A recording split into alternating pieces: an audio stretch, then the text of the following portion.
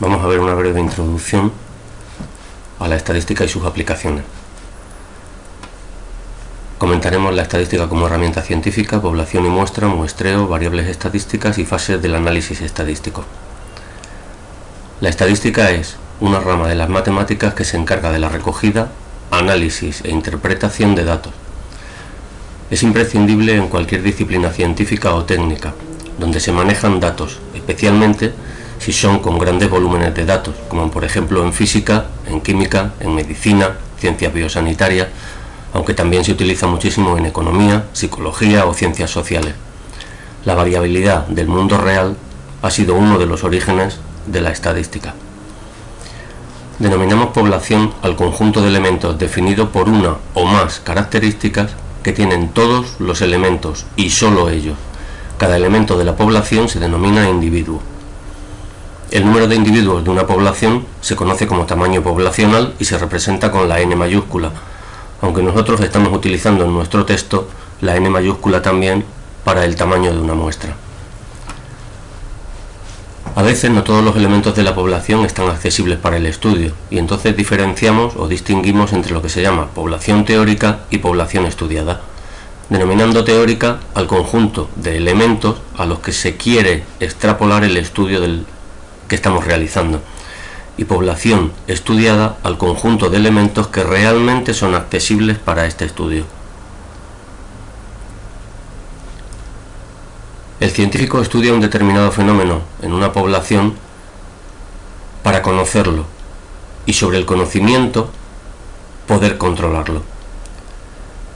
Para tener este tipo de conocimiento completo de la población es necesario estudiar todos los individuos de la misma. Sin embargo, no siempre es posible. Los diferentes motivos que nos pueden aparecer son: el tamaño de la población es infinito, o bien finito, pero con un determinado número demasiado elevado. Si yo quiero hacer un estudio sobre la población mundial, hacer un estudio con todos los individuos que ahora mismo existen en el mundo sería costoso, dificultoso y casi imposible. Que las pruebas que vamos a realizar con los individuos sean destructivas. Por ejemplo, que yo quiera estudiar una población de tornillos fabricados en una industria y quiero saber cuál es el error de defectuosos que aparece. Para eso vamos a hacer una serie de pruebas rompiendo el tornillo y viendo qué tipo de tensión soporta. Si se lo aplico a todos los tornillos de la fábrica, cuando haya acabado el estudio no tengo fabricación. Que el coste, tanto el dinero como el tiempo, que supone estudiar a todos los individuos es excesivo. Cuando no es posible o conveniente estudiar todos los individuos de una población, estudiamos solamente una parte de ella y tendríamos la definición de muestra. Una muestra es un subconjunto de la población. El número de individuos que compone la muestra se llama tamaño muestral y se representa por la letra N minúscula. Habitualmente el estudio de una población se realiza a partir de muestras extraídas de dicha población. Generalmente el estudio de la muestra solo aporta un conocimiento aproximado de la población, pero en muchos casos puede ser suficiente. ¿Cuántos individuos es necesario tomar en una muestra para tener un conocimiento aproximado pero suficiente de la población? Pues en general, cuanto más individuos podamos tomar en la muestra, más fiables serán las conclusiones que llevamos sobre la población, pero también será más lento y costoso el estudio. Por lo tanto, tenemos que llegar a un intermedio. Aquí tenéis un ejemplo de una imagen o tomando una serie de píxeles de una imagen. Como podéis ver, una pequeña muestra dificulta el contenido de la imagen. Si aumentamos el número de píxeles que tomamos, una muestra mayor, es más fácil averiguar el contenido de la imagen. Supongo que ya podéis vislumbrar qué es lo que estamos viendo en esta imagen. Y si tengo la población completa, tendría un análisis completo de lo que quiero ver. Pero ya habéis visto antes que no es necesario conocer todos los píxeles para averiguar cuál es la imagen. Dentro de los estudios estadísticos nos vamos a encontrar con dos tipos de razonamiento. Uno, cuando hacemos un razonamiento de lo general a lo particular, que se denominan deducciones, y otro, cuando partimos de lo particular y generalizamos en una población, que se denominan inducciones. Las características de la deducción o la inducción no nos interesan mucho ahora, las vamos a pasar rápidamente. Si las premisas son ciertas, garantizan la certeza de las conclusiones, es decir, Si algo se cumple en la población, también se cumple en la muestra. Sin embargo, no aporta un conocimiento nuevo. Las características inductivas no garantizan la certeza de las conclusiones. Si algo se cumple en la muestra, puede que no se cumpla en la población, así que cuidado con las extrapolaciones. Pero es la única forma de generar un conocimiento nuevo. La estadística se apoya fundamentalmente en el razonamiento inductivo, ya que utiliza la información obtenida a partir de muestras para sacar conclusiones sobre poblaciones. Cuando nosotros hemos hablado de que la muestra es un subconjunto de una población, entraríamos con esta siguiente definición, que se denomina muestreo, que es el proceso de selección de los individuos que compondrán nuestra muestra para el estudio. Para que una muestra refleje información fidedigna sobre la población global, debe de ser representativa de la muestra. El objetivo es obtener una muestra representativa de la población que queremos estudiar. Para esto nos van a aparecer unas modalidades de muestreo. Existen muchas técnicas, pero se pueden agrupar en dos tipos de categoría, que serían muestreos aleatorios y muestreos no aleatorios. La elección aleatoria de los individuos de la muestra, todos tienen la misma probabilidad de ser elegidos, es decir, todos los individuos de la población son equiprobables. Mientras que en un muestreo no aleatorio los individuos se eligen de forma no aleatoria y por lo tanto no todos los individuos tienen la misma probabilidad de pertenecer a ella.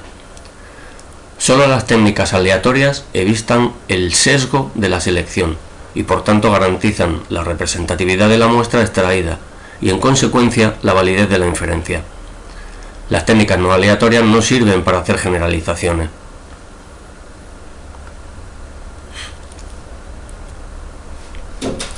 Dentro de las modalidades de muestreo aleatorio, el tipo más conocido es el aleatorio simple, que está caracterizado porque todos los individuos de la población tienen la misma probabilidad de ser elegidos para la muestra. La selección de individuos es con reemplazamiento y por tanto no se altera la población de partida. Y las sucesivas selecciones de un individuo son independientes. La única forma de realizar un muestreo aleatorio es asignar un número a cada individuo de la población, es decir, realizar un censo, y posteriormente un sorteo aleatorio. Dependiendo del tipo de estudios y muestras que nosotros queremos utilizar, tenemos el muestreo aleatorio simple, el estratificado o el sistemático. El simple es aquel en el que todos los elementos de una población tienen la misma probabilidad de ser elegidos para poder formar parte de la muestra. En este caso, por ejemplo, queremos estudiar una característica que cumplen todos los alumnos del colegio. Para hacer una muestra sobre el colegio y no trabajar con todos los alumnos, 500, 600 alumnos que puedan estar, nosotros asignamos una lista numérica de cada alumno y hacemos un sorteo extrayendo 30, 40 o 50 alumnos que queremos que compongan la muestra. Esto sería aleatorio simple. Un muestreo aleatorio estratificado es aquel en el que primero se divide la población en grupos homogéneos llamados estratos y posteriormente se extrae una muestra aleatoria simple de cada estrato. Imaginaros que lo que queremos es estudiar la altura de los alumnos del colegio. Si nosotros hacemos un aleatorio simple, tenemos probabilidades de que en la muestra solamente aparezcan alumnos de los últimos cursos, es decir, los más mayores, y que nos salga una muestra o una edad media, o una altura media, de los alumnos del colegio que sea muy elevada. Sin embargo, si nosotros estratificamos y hacemos varios grupos, infantil, primaria, secundaria, y de cada uno de los estratos hacemos una muestra aleatoria de individuos mediante un muestreo simple, vamos a generar que dentro de esta muestra pertenezcan o haya individuos de cada uno de los estratos. Y el siguiente muestreo aleatorio sería el sistemático, es aquel en el que se selecciona al azar un individuo de la población para formar parte de la muestra y posteriormente se cogen en orden alfabético desde el primero que ha salido todos los que se encuentran a continuación de él.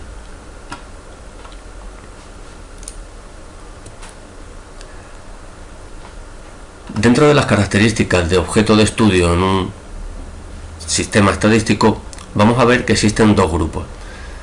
Lo que está en amarillo va a pertenecer a lo que se denominan características o variables cualitativas, que se llaman atributos o modalidades.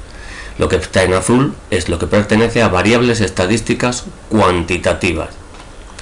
Los atributos, características cualitativas o modalidades, a su vez, se pueden dividir en nominales u ordinales. Las nominales son aquellas que no existe un orden entre las modalidades, por ejemplo, el color de ojo, el color de pelo, el estado civil, el tipo de mascota que presenta una familia, mientras que las ordinales sí existe un orden en la modalidad, como por ejemplo la calificación de un curso. En vez de utilizar un valor numérico, que estaríamos hablando de cuantitativa, hablamos por ejemplo de insuficiente, suficiente, bien, notable, sobresaliente. Cada una de estas modalidades tendrían un orden o una jerarquía y por lo tanto se podrían ordenar. Si hablamos de variables estadísticas estaríamos hablando de características cuantitativas, es decir, que se pueden medir. Una variable estadística cuantitativa es aquella que se puede medir y se pueden clasificar en dos grupos, discretas y continuas. Las discretas son aquellas que reciben valores aislados. Entre dos valores consecutivos no tengo ningún otro valor posible. Por ejemplo, el número de hijos de una familia, el número de coches de una familia, el número de mascotas que tiene una familia. Una familia puede tener un hijo, 2, 3, pero nunca vamos a poder tener un hijo y medio. Continuas son aquellas que pueden recibir valores o cualquier valor en un intervalo, es decir, entre dos valores consecutivos me voy a poder encontrar un número finito o infinito de valores, como por ejemplo el peso, la estatura. Entre un alumno que pesa o que mide 1,80 y uno que mide 1,85 nos podemos encontrar diferentes valores, 1,82, 1,83, 1,84. Si nos vamos a medidas en milímetros, pues tendríamos más todavía. Esto ahora no nos confiere o no nos interesa, pero cuando nosotros estamos trabajando o haciendo variables o atributos a estudiar en individuos de una muestra y vamos a utilizar varios, lo que hacemos es generar lo que se denominan matrices de datos. En cada columna vamos a tener la información de una variable y en cada fila la información de un individuo, generando una cuadrícula que se suelen utilizar programas informáticos como el SPSS. Haciendo un pequeño resumen de lo que hemos visto, normalmente un estudio estadístico pasa por las siguientes etapas. El estudio comienza por el diseño previo del estudio, en el que se establecen los objetivos que determinan las variables, que se medirán en los individuos de la población y será el tamaño muestral requerido. A continuación, se seleccionará una muestra representativa del tamaño establecido. Para esto realizaremos un muestreo. En el siguiente paso consiste en estudiar las muestras extraídas y obtener resultados numéricos que supondrán o que resuman la información contenida en las variables. Para esto vamos a utilizar la estadística descriptiva. La información obtenida es proyectada sobre un modelo matemático que intenta reflejar el comportamiento de la población. Tras construir el modelo, se realiza una crítica del mismo para validarlo o refutarlo. Y una vez que lo hemos validado, nos servirá para hacer inferencia estadística. Finalmente, este modelo validado nos permite hacer suposiciones o predicciones sobre la población de partida. Esto sería más o menos un resumen de lo que acabamos de decir. Partimos de una población en la que queremos estudiar una característica o variable. Para eso seleccionamos el tipo de muestreo más conveniente y seleccionamos una muestra. En esta muestra lo que vamos a hacer es una estadística descriptiva y vamos a sacar una serie de datos que nos permiten resumir los valores de estas variables, como pueden ser la media, la varianza, la desviación típica, el coeficiente de variación, los coeficientes de kurtosis en cuanto a forma. Una vez que tenemos este estudio, lo que vamos a hacer es una inferencia sobre un modelo matemático, y este modelo matemático, una vez validado a través de la estadística inferencial, vamos a poder utilizarlo para hacer predicciones sobre la población.